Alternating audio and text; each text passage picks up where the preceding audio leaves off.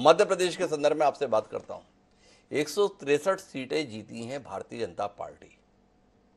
इसके बावजूद भी बदलाव की आहट नहीं सुनाई दे रही है। बदलाव के ढोल बज रहे हैं, आहट नहीं ढोल। और इसका प्रतिकार करने के लिए शिवराज सिंह चौहान अलग शैली की राजनीति कर रहे हैं। थोड़ा इस पर दृष्टि दीजिए ना।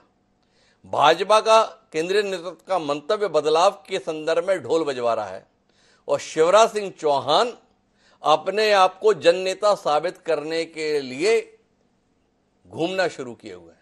थोड़ा इस दृश्य के संदर्भ में गिरिजा जी आपसे दृष्टि मिले तो मैं श्याम सुंदर जी के पास जाना चाहूंगा, राजस्थान में जो नगाड़े बज रहे हैं उस पर बात करने के लिए। 2003 की जो लीडरशिप है उसका समापन एक तरह से 2018 में हो चुका था। 2018 में इन तीनों जगहों पर ये जो चेहरे थे जो सरकार को बीजेपी की लीड कर रहे थे, उनकी लीडरशिप में सरकार खो चुकी थी बीजेपी।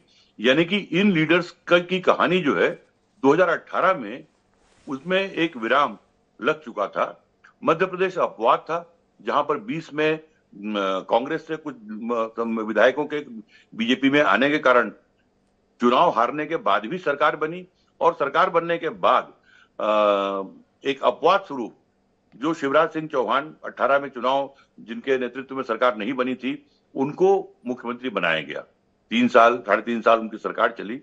अब जब 2023 का चुनाव हो रहा है तो और उस चुनाव में पार्टी यदि ये घोषणा करके चुनाव में जा रही है कि हम राज्य के किसी नेता की अगुवाई में या उनके चेहरे पर चुनाव नहीं लड़ेंगे, हम चुनाव लड़ेंगे चुनाव चिन्ह पर और नरेंद्र मोदी के चेहरे पर, नरेंद्र मोदी के नाम पर, तो ये बदलाव के संकेत या बदलाव का निर्णय तो चुनाव के पहले पार्टी ने घोषित कर दिया था, उसमें कुछ संशय नहीं था।